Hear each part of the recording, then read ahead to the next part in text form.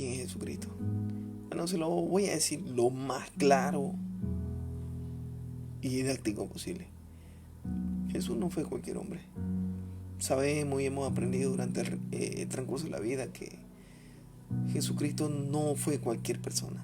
Es el Hijo de Dios. ¿Y de cómo sabemos que es el Hijo de Dios? Bueno, te quiero hacer esta pregunta. ¿Hace cuántos años nació Jesucristo? Si me puedes responder eso, sabrás que no fue cualquier hombre. Jesucristo nació hace 2019 años. Este es el año 2019. Y quiero decirte esto. Él viene pronto. ¿Pero qué es eso de que Él vuelve pronto? Bueno, te voy a contar.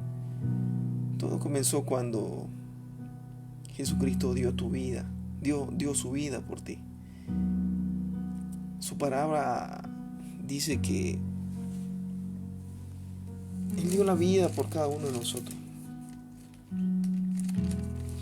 Mateo capítulo 13 habla acerca de la parábola del sembrador. Y quiero explicarte un poco esto para que podamos entender quién es Cristo y por qué Él vuelve. Mateo 13, lo puedes buscar en cualquier Biblia, dice: aquel día salió Jesús de la casa y se sentó junto al mar, y se le sentó mucha gente. Y entrando en la barca, Él se sentó, y toda la gente que estaba en la playa, Él les habló por medio de las parábolas.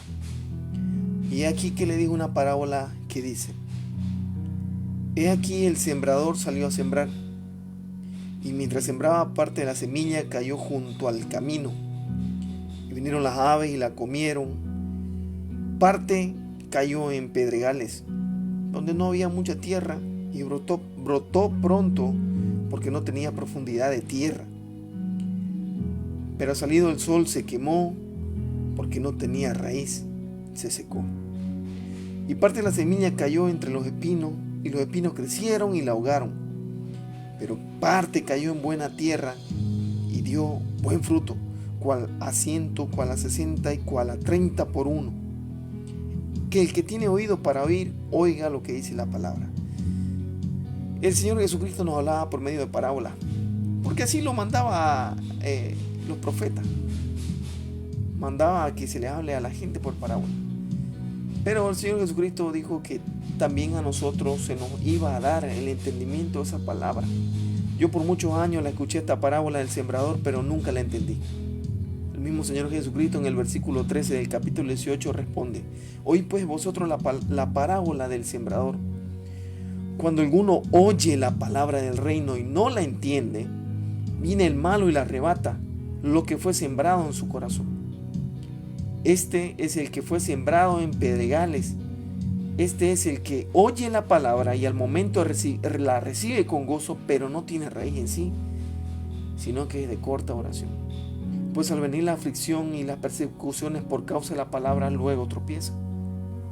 El que fue sembrado entre espinos, este es el que oye la palabra, pero el afán de este siglo y el engaño de la riqueza ahogan la palabra y se hace infructuosa. Mas el que fue sembrado en buena tierra, este es el que oye y entiende la palabra y da fruto, produce al 100, al 60 y al 30 por uno. Te quiero explicar. Cuando alguna vez en tu vida te hablaron acerca de Jesucristo, muchas veces nosotros cerramos la puerta, muchas veces nosotros no queríamos abrir. Yo era uno de esos. Y dice que esa semilla es la palabra de Dios. Y el sembrador viene a ser Dios. Dios trae una palabra para tu vida. La tierra viene a ser tú, porque nosotros fuimos hechos de polvo y al polvo vamos a volver. Esa palabra se siembra en terreno. Pero hay algunas personas que esos terrenos son duros, como los pedregales, que cuando recibe la palabra se alegra y dice: caramba, el Señor Jesucristo fue aquel hombre que cambió toda la humanidad, y Él viene y pensó en mí cuando Él estaba muriendo en la cruz. Dice que cuando recibimos esa palabra con gozo, nosotros nos alegramos en el corazón, pero es de corta duración. Porque cuando vienen las persecuciones por causa de la parábola, de la palabra, cuando te dicen tus amigos, tu familia, ay sí, el curita, ay sí, el pastorcito. Porque nosotros cuando recibimos la palabra de Dios, la recibimos con gozo y queremos compartirla. Cuando tu terreno es así de pedregoso, esa palabra dura poco. Y luego tropiezas y vuelves a tu misma rutina. Las personas que fueron esos terrenos que son sembrados entre espinos, son los que oyen esa palabra, pero el trabajo, pero la familia, los problemas, la riqueza, ahogan toda esa palabra que recibiste y no produce frutos. Aquellas personas que reciben la palabra así de un momento a otro, esas son esas personas que quieren producir algo para Dios. Pero cuando viene el malo, el enemigo, Satanás, y roba esa palabra. Esas personas son las que fueron sembradas junto al camino. Ah, pero a vos que te estoy hablando, vos que sos buena tierra, vos que tenés ese potencial de parte de Dios, hay una palabra para ti. Esa palabra, como es la que estás escuchando en este momento, no sé si estás ahí en tu habitación, encerrado, estás en tu trabajo, estás en la calle, estás en tu movilidad, no lo sé. Pero esta palabra te tiene que llegar. Y cuando llega la palabra de que Jesucristo mismo murió por tu vida, murió por ti, Él entregó su vida por ti. Cuando viene esa palabra, tú eres terreno fértil. ¿Por qué quiero decirte esto? Hebreos capítulo 9, versículo 27 dice: y de la manera que está establecido para todo hombre que muera una sola vez, y después de esto viene el juicio. Cuando yo entendí esa palabra de que después de que yo muera iba a ir a un juicio donde hay un juez que es justo, no justicia humana, sino la justicia de Dios, porque vas a estar frente al trono de Dios. Cuando estés muerto no vas a ir a la Biblia, en ninguna Biblia dice que tú vas a ir al purgatorio. Ninguna Biblia dice que después de muerto tus familiares van a hacer una misa, una novena y tú vas a pasar del infierno al cielo. No, la salvación es personal, es personal. Cuando yo entendí esa palabra y entendí de que yo soy buena tierra, entendí de que el Señor Jesucristo, que es el que dio su vida por mí, Él dio su vida por mí. Muchas veces nosotros no queremos comprender o no queremos entender, pero Dios no ha sido malo. Él puso en ti algo que se llama conciencia, que es la herramienta del Espíritu Santo, para que tú sepas hacer lo bueno y lo malo, porque tú sabes hacer lo bueno y también sabes hacer lo malo.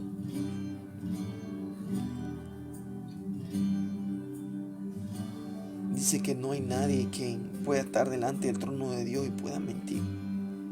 Y ahí se te va a develar a la luz todo lo oculto, todo lo que tú guardabas, todo lo que tú haces a oculta. Tu conciencia es la que va a hablar aquel día en la que estés delante del trono de Dios. Pero tú dices: no, Dios no existe, Dios no es malo para enviarme al infierno. Es verdad, Dios no es malo para enviarte al infierno. Por eso te dio una oportunidad.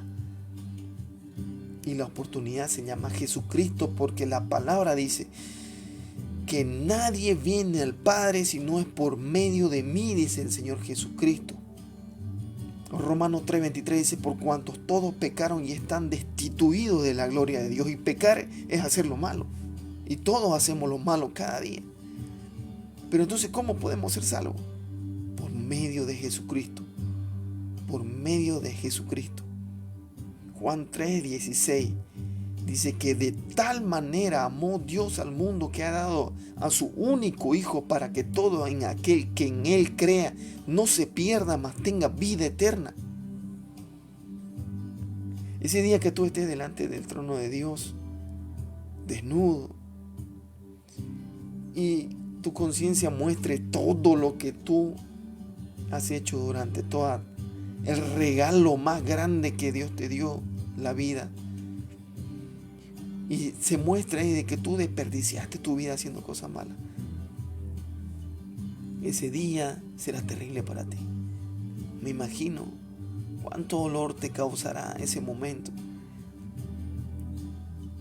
Pero hay una solución. Se llama Jesucristo. Jesucristo es la salvación. Jesucristo no fue cualquier hombre. Él murió hace más de 2000 años por ti. Él murió. Él dio su vida por ti. Y tú me puedes preguntar, ¿pero qué tiene que ver Jesucristo que muera por mí? Te explico. Hace 4000 años atrás, antes del nacimiento del Señor Jesucristo, Dios tomó un pueblo. Hoy lo conocemos como Israel, es una nación. Ese pueblo, Dios lo sacó de Egipto porque estaban esclavizados. Lo sacó a los hebreos para santificarlos, para preparar a un pueblo para su reino, un pueblo especial y escogido por Él. Pero el mismo pueblo, debido a las tradiciones, debido a los ídolos que tenían allá, ese pueblo pecaba. Adoraba a Dios egipcio como el Dios Sol, como el Dios Tierra, como el Dios Río, como muchos de los dioses que actualmente hoy tenemos. Tú lo puedes llamar Pachamama. Tú lo puedes llamar Virgencita, porque sí. La palabra no dice que nosotros tenemos que adorar a los ídolos. Y tal vez tú me puedes decir, ya se metió con los santos. No. Quiero explicarte bien. A uno solo se le debe adoración. Ese se llama Dios Jehová de los ejércitos. Solo a Él. Cuando el pueblo pecaba, tenía que recibir perdón de Dios, pero ¿cómo se hacía? Habían los sacerdotes, los sumos sacerdotes. Los sumos sacerdotes, cuando tú pecabas, tú tenías que traer un sacrificio, un cordero de 1 año, el más hermoso. Cuando tú traías ese cordero al altar, era sacrificado. Esa sangre inocente era sacrificada. El sacerdote te hacía poner encima la mano de aquel corderito. Y tú tocando la mano, vamos a hacer esto. Imagínate que tú tienes un perrito que tanto ama o un gatito que tanto ama. Dios te pide eso. En ese tiempo Él te pedía eso. Y tú traías, no sé, ponle un nombre, ponle Cachuchín. No sé, ponle un nombre. Cuando tú pecabas tenías que llevar a ese sacrificio, poner tu mano encima y el sacerdote degollaba literalmente a ese sacrificio. Lo degollaba. Cuando el sacerdote degollaba el animal, tú lo mirabas y el sacerdote te decía, sangre inocente es derramada para remisión de pecados. Me imagino yo que así no le volvía a dar ganas de volver a pecar a la gente. Pero como en todas generaciones siempre prometemos algo, decimos, Dios te prometo que no voy a volver a beber, Dios te prometo que no voy a volver a hacer lo malo, y lo volvemos a hacer. Porque hay una naturaleza pecaminosa dentro de nosotros que nos incentiva a volver a pecar. Cuando esa sangre inocente era derramada, solo podía perdonar a, a la persona que entregaba el sacrificio. Y no terminaba ahí. Luego que lo degollaban, retiraban toda la sangre, colocaban al sacrificio entre leña y le prendían fuego. Y si el humo de ese sacrificio subía recto hacia el cielo, tu pecado era perdonado. Pero si el humo se disipaba hacia los costados y no subía al cielo, tu pecado no era perdonado. Así de tan duro y estricto era el perdón de los pecados. Hasta que Dios por muchos años recibía esos sacrificios y dijo: ya estoy hastiado de tanto sacrificio. Y lo llevó a la cautividad, para que de ahí salga un pueblo santo que lo busque de día y de noche. ¿Y qué tiene que ver esto con Jesucristo? Porque Jesucristo fue ese sacrificio único y para siempre de remisión de pecado por todo. Recuerda que el animalito su sangre solamente podía perdonar a una persona. Pero Jesucristo por toda la humanidad. No solamente por ese tiempo, sino por este tiempo e incluso a tu hijo, a tu nieto, a la generación que tú no conoces. Por eso vino Jesucristo y murió por tus pecados. Ese es mi Señor Jesús. Por eso se llama el Salvador, porque Él algún día nos va a salvar de aquel juicio que vendrá sobre la humanidad. Porque viene un juicio. De las mismas palabras del Señor Jesucristo, en el capítulo 24 del libro de Mateo, dice que Él vuelve. ¿Cómo es eso que Él vuelve? Sí, Él vuelve pronto. Dice en el capítulo 24, versículo 1, cuando Jesús salió del templo y se iba, se acercaron sus discípulos para mostrar los edificios del templo. Respondió él y le dijo: ¿veis todo esto? De cierto os digo que no quedará aquí piedra sobre piedra que no sea derribada. Y estando él sentado en el monte de los olivos, los discípulos se le acercaron aparte, diciendo: dinos cuándo serán estas cosas y qué señal habrá de tu venida y del fin del siglo. Cuando habla del fin del siglo, es el fin de todo. Y no ha sucedido todavía. Respondiendo Jesús le dijo: mirad que nadie os engañe, porque vendrán muchos en mi nombre diciendo: yo soy el Cristo, y a muchos engañarán. Y oiréis de guerra y rumores de guerra. Mirad que no os turbéis, porque es necesario que todo esto acontezca, pero aún no es el fin. Porque se levantará nación contra nación y reino contra reino, y habrá pestes y hambres y terremotos en diferentes lugares. Y todo esto será principio de dolores. Entonces os entregarán a tribulación y os matarán, y seréis aborrecidos de toda la gente por causa de mi nombre.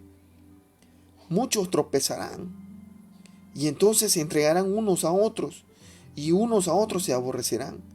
Y muchos falsos profetas se levantarán y engañarán a muchos. Y por haberse multiplicado la maldad, el amor de muchos se enfriará.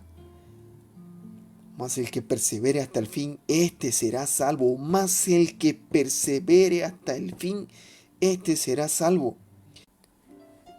Y será predicado este evangelio del reino en todo el mundo, para testimonio a todas las naciones. Y entonces vendrá el fin. Por tanto, cuando veáis en el lugar santo la abominación desoladora de que habló el profeta Daniel, el que lea entienda. Entonces los que estén en Judea huyan a los montes. El que esté en la azotea no descienda para tomar algo de su casa. Y el que esté en el campo no vuelva atrás para tomar su capa. Mas hay de las que estén encinta y de las que críen en aquellos días. Orad para que vuestra huida no sea en invierno ni en día de reposo, porque habrá entonces gran tribulación, cual no ha habido desde el principio del mundo hasta ahora, ni la habrá. Y si aquellos días no fuesen acortados, nadie sería salvo. Mas por causa de los escogidos, aquellos días serán acortados. Entonces, si algunos dijeren, mirad, está el Cristo, o mirad, allí está, no le creáis, porque se levantarán falsos cristos y falsos profetas y harán grandes señales y prodigios de tal manera que engañarán. Y si fuere posible, aún a los escogidos, ya les he dicho antes. Así que si nos dijeren, mirad, si les dijeren, mirad, está en el desierto, no salgáis. O mirad, están en los aposentos, no lo creáis. Porque como relámpago que sale del oriente y se muestra hasta el occidente, así será la venida del Hijo del Hombre. Porque donde quiera que estuviera el cuerpo muerto, allí se juntarán las águilas. E inmediatamente después de la tribulación de aquellos días, el sol se oscurecerá y la luna no dará más su resplandor y las estrellas caerán de los cielos y las potencias de los cielos serán conmovidas. Entonces aparecerá la señal del Hijo del Hombre en el cielo y entonces lamentarán todas las tribus de la tierra y verán al Hijo del Hombre viniendo sobre las nubes del cielo con poder y gran gloria, y enviará a sus ángeles con gran voz de trompeta y juntarán a sus escogidos de los cuatro vientos desde un extremo del cielo hasta el otro. De cierto os digo que no pasará esta generación hasta que todo esto acontezca. El cielo y la tierra pasarán, pero mis palabras no pasarán. Mis palabras no pasarán. Estas son las palabras de los labios del Señor Jesucristo en el libro de Mateo capítulo 24. Él viene pronto. Y Él va a llevar a sus escogidos. Y tú eres uno de esos escogidos. ¿Cómo podemos permanecer firmes?